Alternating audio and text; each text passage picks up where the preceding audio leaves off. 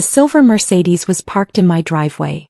I recognized the vanity plate, "Sold Bison," before I even saw the woman on my front porch. Susan Martinez, the top realtor in Oceanside, stood with her tablet and her professional smile, nodding as my mother gestured enthusiastically at the house. My beach house. I pulled my Honda to the curb across the street and killed the engine. Through the windshield I could see my brother Eric and his wife Amanda walking the perimeter with a measuring tape.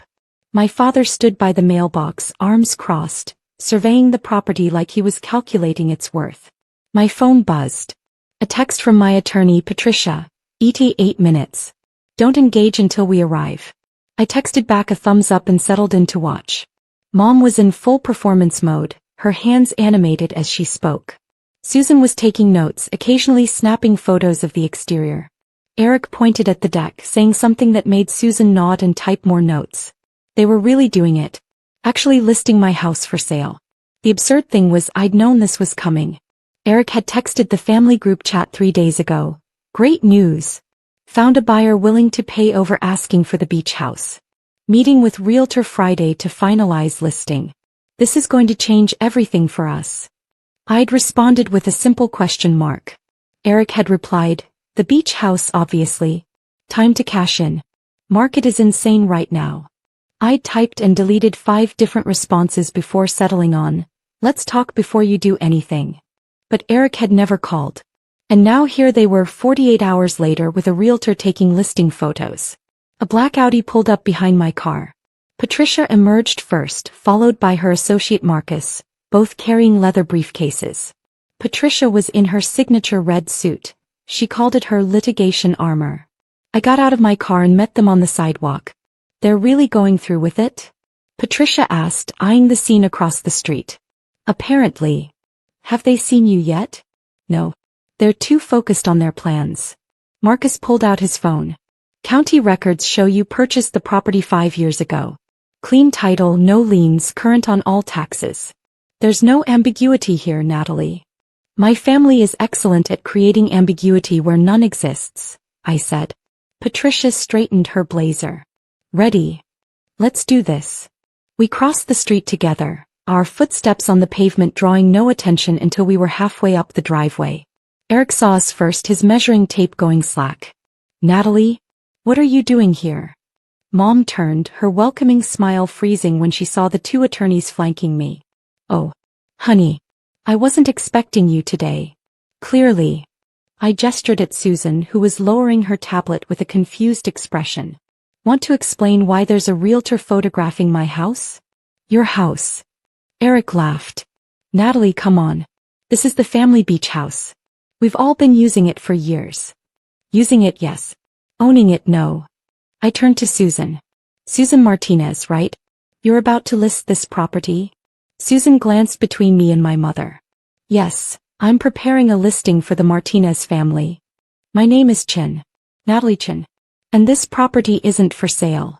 I'm confused, Susan said carefully. Mrs. Martinez said this was family property and she had authority to sell. Mrs. Martinez was mistaken. Patricia stepped forward, extending her business card. Patricia Reeves, property attorney. I represent Ms. Chin, the sole legal owner of this property. Any attempt to list or sell it would be fraudulent. The color drained from Mom's face. Natalie, don't do this. Don't do what? Prevent you from selling my house without my knowledge or consent. Eric's face flushed red. This is ridiculous. The family has been using this house for years. Dad helped with the down payment. Dad gave me $20,000 as a gift 5 years ago, I interrupted. For my 30th birthday. I used it as part of my down payment when I purchased this property for $780,000. The remaining $156,000 down payment came from my savings. I have a mortgage in my name alone which I've been paying for 5 years. I have 5 years of property tax records in my name. The deed is in my name. Marcus handed Susan a folder. Complete ownership documentation. County records, deed, title insurance, mortgage records, tax payments, all showing Natalie Chin as the sole owner. Susan opened the folder, her professional composure cracking as she scanned the documents. Mrs. Martinez, you told me you owned this property. It's a family property, Mom insisted, her voice rising.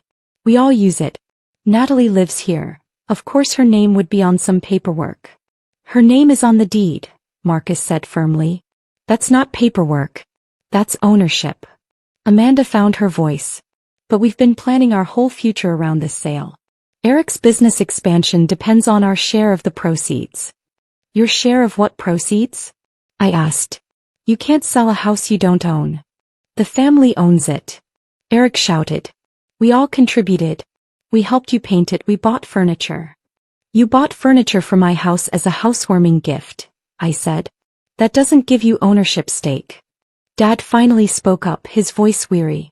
Natalie, be reasonable. We're family. This house should benefit all of us.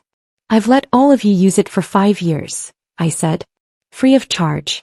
I've never asked any of you to contribute to the mortgage, property taxes, insurance, or maintenance. You've had full access. That's pretty beneficial. But you never told us you owned it. Mom's eyes were filling with tears now. You let us think it was family property. I told you I bought a house. I invited you to visit. You assumed it was somehow communal property because you wanted it to be. Susan was backing toward her car.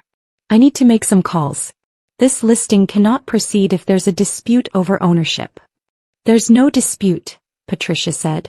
There's clear ownership and an attempt by non-owners to sell someone else's property. That's fraud, not a dispute. I did not commit fraud. Mom protested. I genuinely believed. You believed what you wanted to believe, I said. Biz, you never asked. In 5 years not one of you asked who owned this house. You just used it and assumed. Eric stepped toward me, his face contorted with anger. You're really going to do this? Humiliate us in front of the realtor? Make us look like idiots? You're doing that on your own, I said. I'm just correcting the record before you commit actual fraud by listing my property. Susan was at her car now. Mr. and Mrs. Martinez, I'll need to speak with my broker about this. We can't proceed with a listing without clear title and proper authorization from the legal owner. She got in her Mercedes and drove away quickly. After she left, my family stood in my driveway looking shell-shocked. I don't understand, Mom said quietly. Why didn't you tell us you owned it? I did tell you. When I bought it. I said, I bought a beach house in Oceanside. You were all at my housewarming party. But you never asked about the details because you were too busy enjoying having beach access. But we thought, Amanda started. You thought wrong, Patricia interjected. And now you've learned that assumptions don't create ownership rights. What happens now? Dad asked. I looked at my family, all of them angry, embarrassed, confused. 5 years of using my house without question, and now outraged that I wouldn't let them sell it. Now you leave, I said simply. This is my property. You're not welcome here anymore. You're banning us from the beach house? Eric's voice cracked. Over this. Over you trying to sell my house, I corrected. Yes. Mom started crying in earnest now. Natalie, please. We made a mistake. We didn't understand. You understood enough to contact a realtor. You understood enough to make plans for your share of the money. You understood enough to measure rooms and take photos. You just didn't understand that you don't own it. Because you never made it clear. I bought the house. I pay the bills. My name is on everything. How much clearer could I have been? Amanda pulled out her phone. We've told people. We've promised the buyers. What buyers? Marcus asked sharply. Eric's business partner. He was going to buy our share of the house once it's sold. He's already lined up financing based on our promise. Then Eric needs to explain to his business partner that he promised to sell something he doesn't own, Patricia said. That's Eric's problem, not Ms. Chen's. My business will collapse without that capital, Eric said desperately. Natalie, I need this money. We've been counting on it. You've been counting on money from selling my house, I said. That was always fantasy, Eric. Not reality. He looked at Dad. Do something. You're her father. Make her be reasonable. Dad shook his head slowly. I gave her $20,000 5 years ago. That's all I contributed. If Natalie says she owns the house, she owns it. How can you just accept this? Eric demanded. Because it's true, Dad said quietly. We should have asked questions. We should have verified. We didn't. That's on us. Mom turned to me, her face desperate. What if we paid you back? For all the years we used it? Would you let us stay then? Market rate for this house as a vacation rental is about $500 a night, Marcus said helpfully. If your family used it, say 30 days a year for 5 years, that's $75,000 in rental value. Mom's face went pale. I don't want your money, I said. I want you to leave my property and stop trying to sell it. And then what? Eric asked. We just never see you again? Never use the beach house again? That's up to you, I said. You can apologize, accept this is my house, and maybe we can rebuild someday. Or you can keep acting like you can sell it, and lose me completely. That's not a choice, Mom cried. That's an ultimatum. You gave me an ultimatum, I said. When you hired a realtor without asking me. You just didn't know I could say no. Patricia checked her watch. Miss Chin, we should go inside and change the locks. They have keys. Already done, I said. Eric pulled out his key and tried the door. It didn't work. He tried again, shaking it. You already changed them? Last night, I said. After you texted about the realtor. Amanda looked shocked. You knew and let us embarrass ourselves? I gave you chances to call me, I said.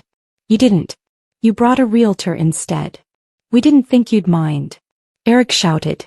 You didn't think at all, I said. That's the problem. Marcus handed me some papers. Cease and desist letters, he said. If they try to enter, contact realtors, or claim ownership, we'll take legal action. I gave the papers to Dad. Make sure everyone reads these. He took them quietly. He looked tired, older. I need to go inside, I said. I have work to do. You need to leave. Just like that. Mom said. 5 years of family memories. Gone? You tried to sell my house, I said. That's not a memory. That's theft. They left slowly, 3 cars disappearing down the road. I stood by the window, in my house. Patricia and Marcus stayed another hour. They documented everything, set up extra legal protections. They might fight this, Patricia said. Say they had some verbal agreement. Let them try, I said. I have 5 years of mortgage and tax records in my name. They have nothing but assumptions. When they left, I walked through my house. The house I bought. The house I paid for, decorated and cared for. The house my family used for free and never once thanked me for. My phone buzzed. Mom, please reconsider. We're family. Eric, you're selfish. This proves it. Amanda, you're ruining Eric's business over pride. I turned off my phone. I stepped onto my deck. The ocean stretched endlessly, calm and blue. This was why I bought the house. Peace, quiet space. Not for family visits. Not as an investment. For me.